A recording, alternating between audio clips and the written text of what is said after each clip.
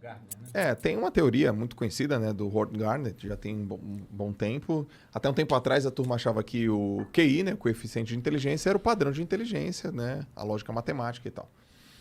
E hoje sabe que existem múltiplas inteligências, né, inteligência social, inteligência naturalística, inteligência corporal, inteligência musical, inteligência lógico-matemática, né.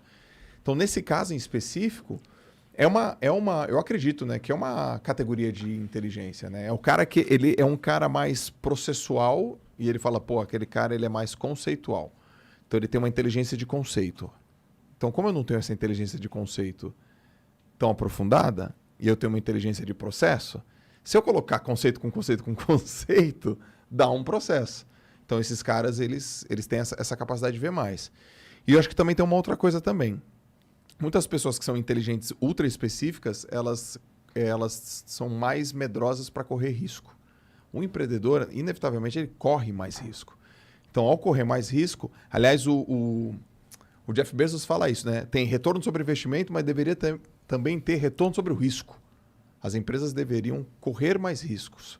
Porque ao correr mais riscos, o prêmio também fica maior. Então, às vezes, você está do lado de um cara hiper, mega, ultra inteligente, técnico, mas ele não tem uma inteligência, vamos dizer assim, emocional para correr mais riscos e pôr em risco a inteligência técnica dele. Aí você pega um cara menos inteligente técnico, mas tem mais inteligência, vamos dizer assim, emocional para correr esse risco. Não, e isso casa com aquela máxima do conhecimento disperso pela sociedade. Eu gosto de falar que inteligência é a capacidade de resolver problemas. Então, você pega, por exemplo, o Neymar. É um cara ultra inteligente dentro de campo. Mas se eu botar ele para resolver uma prova de matemática... Um outro cara, que é horrível em campo, vai ter uma inteligência maior naquela área. Quando você cria o grupo, você combina inteligências. Por exemplo, o Thiago é um dos melhores caras que eu conheço para negócio. E isso, eu já admirava o Thiago de longe, né? Quando você conhece algumas pessoas mais de perto, você vê, nem é tudo isso, né? E hoje eu admiro mais o Thiago. O Joel é um cara que é muito bom com pessoas.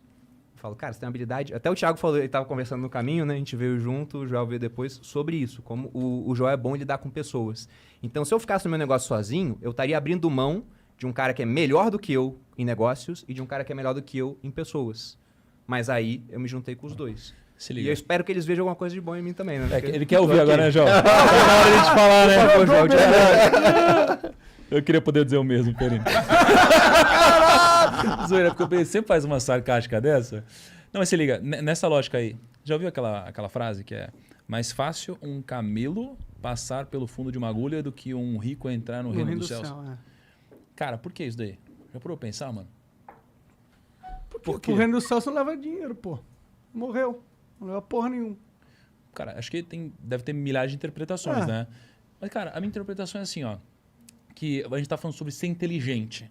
E ser inteligente não necessariamente tem a ver com você criar um negócio que vai te dar o maior prêmio. Então, olha a relação. Não é que o rico é do mal. Igual muitas vezes até as pessoas pregam que, né? Poxa, não, rico é coisa do mal e corrompe as pessoas. Não é isso. Principalmente no Brasil, né? Principalmente no Brasil. É que quando a pessoa ela é muito rica, ela tende a ser uma pessoa que tem menos dores. Ela tem menos problemas. Ela, por mais que tenha problemas diferentes, ela tem menos problemas. Ela tem mais bens materiais. É muito mais fácil um pobre financeiramente acreditar em Deus do que alguém que é muito rico e tem acesso a... Porra, eu quero viajar? Vou viajar. Eu quero comer? Eu quero. É muito mais fácil, né? Então, tem um componente aqui onde o dinheiro, muitas vezes, ele te transforma em uma pessoa mais cética. Né? E quando você é uma pessoa muito inteligente, você muitas vezes vira também uma pessoa mais cética. É por isso que uma pessoa mais inteligente, ela tem mais medo de arriscar, porque ela é mais lógica. E eu acho que empreender e fazer negócio tem a ver com um pouquinho de... E eu não sei qual é a palavra... Tem uma palavra do Keynes sobre isso. Animal spirit. Animal espírito spirit. animal do empreendedor. Entendeu? É a pessoa que... Não é só inteligência. Tem um pouco de, cara, bora pra cima, vai dar certo esse negócio. Entendeu? Não é só lógica pura. Então, eu acho que tem a ver com isso também. Não é o excesso de inteligência. Sabe? Mas isso daí é difícil de replicar, é difícil de ensinar. Não é esse espírito animal? O Keynes, que é um economista inglês que ele é muito influente, né? E hoje ele ainda é muito utilizado, mas distorceram um pouco o que ele falava. O Keynes era o cara que falava que na crise o governo tem que gastar mais. E os governos adoraram isso, começaram a gastar muito. Aí o Hayek, que eu citei aqui, falou pro Keynes, isso aí vai dar errado, cara. Daí ele falou, não, mas se der errado eu corrijo. Só que ele morreu. Morreu muito jovem, então não pôde corrigir. Mas ele tinha essa visão de que a luz da razão, a luz fria, assim, a decisão de empreender, ela não se sustenta. Então, o empreendedor, ele faz por quê? Porque ele tem uma crença de que, olha, a razão tá me mostrando que não é tão bom assim, mas vai dar certo, e quando der certo vai ser melhor do que a gente tá vendo aqui no papel. Ele vai lá e faz. Sabe quantos por cento das empresas quebraram nos Estados Unidos nos últimos 100 anos? 99,9%. Quem que vai empreender vendo uma estatística dessa? Aí você é uma pessoa inteligente, lógico, que fala, porra, empreender não parece fazer sentido. Agora, estatisticamente, quem tem uma inteligência como a minha, estuda aqui X anos, tem um salário de 10 mil reais aqui. Cara, olha só que louco. Hoje, se você estudar 6 meses bem e você tiver um grau de discernimento legal, você se forma um desenvolvedor. Você vai para um mercado onde o grau de empregabilidade é 100%, e você tem um salário de entrada de R$ 4.500 a R$ 5.000. Caraca, por que alguém inteligente... claro que tem outros caminhos, mas de uma forma geral, por que alguém vai pensar uma coisa diferente? Vai querer se aventurar num momento no mercado onde 0,01% ganha? Mas no Brasil, né? Caraca. Entendeu? Aqui se torna... Então, é esse espírito animal que faz o cara empreender, essa inteligência diferenciada, porque, porra, vamos combinar que por essa estatística aí não faz sentido mesmo não, era melhor ser CLT. Sim. Né? Mas é aquela questão do risco versus recompensa que o primo falou. Tipo, eu acho que as pessoas que são muito inteligentes, eles olham para esse caminho deles. Vocês olharam para o caminho do CLT e falaram, mano, que 20 anos, como que eu vou estar? Você olha aquele gráfico na sua mente, da sua vida, e você vê que o gráfico não está subindo muito. Tem a ver com isso ou tem a ver com... Cara, eu queria que minha vida fizesse mais sentido. Como é que Cara, é? eu vou falar do meu caso. Eu não empreendi porque eu pensei de uma forma lógica e falei, que incrível, eu vou ser um empreendedor, o prêmio é maior. Na verdade, eu fui empreender porque eu fui negado por todos os bancos de investimento no Brasil, cara. Necessidade no final. Mas eu queria ser, cara, um puta funcionário legal de um banco de investimentos. Aí ninguém me aceitou. Porra, e talvez os caras até tivessem acertado. Mas acertando ou não, foi isso que me levou para o mundo dos negócios, sabe? Então eu fui empreender um pouco pelo... eu queria trabalhar no mercado financeiro. E a única coisa que tinha, porque ninguém me deu oportunidade.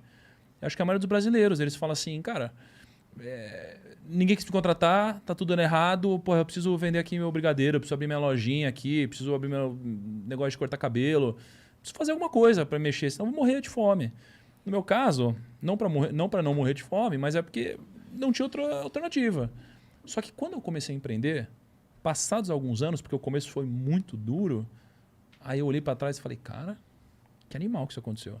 Não tem nada que podia ter acontecido melhor na minha vida, porque quando eu descobri o prêmio e eu aprendi a jogar o jogo, eu falei, nada poderia me dar esse resultado. E aí foi quando eu passei a continuar empreendendo por opção, por intenção, né? E não por acaso, como foi o motivo que me fez entrar, né? Uhum. Eu fui, no caso, porque a internet facilitou muitas coisas, né? Eu era funcionário público. Se eu não fizesse nada, daqui a 15 anos eu estava me aposentando como coronel, no mínimo. Talvez eu chegasse a general. Né? Não, seria ótimo, vida tranquila. Tem amigos meus do exército que falam, cara, queria seguir um caminho tipo teu, mas, pô, só faltam 10 anos, só faltam 15 anos para aposentar, né? É um só bem relativo, né? Nossa senhora, 10 anos, muita só coisa faltam pode 10 acontecer. anos, pô, eu tô há 4 anos na internet, isso mudou a minha vida. Mas por que eu comecei a empreender? Porque na internet as barreiras de entrada, elas ficam mínimas, cara. Vocês tiveram que pagar algum alvará pro sindicato dos operadores de podcast do Brasil? Porra nenhuma. Tiveram que se filiar ao órgão dos podcasters do Brasil? Graças Nada a Deus, disso, não. pô. Não tem boleto pra pagar. Para de dar ideia. Pois é, né? E já me procuraram pra criar tipo um sindicato de educador financeiro. Eu falei, bando de socialista, não vou criar sindicato nenhum. Mas esse é o ponto. Aqui você tem muito menos barreiras para empreender. E na internet, a pior coisa que pode acontecer é você criar um negócio que ninguém assiste. Mas o custo da criação do negócio é muito baixo. Sim. Então, como o custo do erro era muito baixo, essa conta de 99% vai dar errado, eu pensei, tá, mas se eu der errado, eu perco muito pouco. E se eu der certo? Isso muda a minha vida. E aí começou a ficar interessante. E no Brasil, a gente tem muita gente empreendendo por necessidade, porque a gente tem uma combinação aqui no Brasil de um mercado de trabalho que durante muito tempo sofreu ali com o processo trabalhista. O meu avô, por exemplo, teve um restaurante, depois de um certo momento, saiu um funcionário, processou ele, os outros todos que saíram processaram com o mesmo advogado. Porque era aquela época onde para processar não gastava nada. Então, a melhor coisa é processa. Não der nada, não perco. Se der alguma coisa, eu ganho. Ele começou a fazer acordo. Então, todo mundo processava. Então, tem o pessoal que quer arranjar emprego, mas o empreendedor quer contratar o mínimo possível, com medo de tomar um processo. E além disso, num país de proporções continentais, você pensa num salário mínimo, R$ 1.100. É muito pouco aqui em São Paulo, certo? Eu já fui para cidades no interior de Roraima, onde se for pagar R$ 1.100, ninguém trabalha formalmente. Porque para o empregador pagar R$ 1.100 para aquele cara lá, ele tem que, primeiro, ter o dobro provisionado, né? Porque tem FGTS, tem 13º, um monte de coisa. Só que o negócio dele paga imposto assim que ele fatura, não é sobre o lucro. Então, esse cara tem que conseguir gerar 2.500 para ele pagar 500 de imposto, aí sobra 2.000, 1.000 ele dá pro cara e os outros 1.000 vai pagando pro governo por uma hora e isso voltar pro cara. Em cidade lá do interior de Roraima, ninguém é empregado assim. Então, não tinha como ter. Se o cara for seguir a legislação, tá todo mundo desempregado. Aí tem que empreender, pô.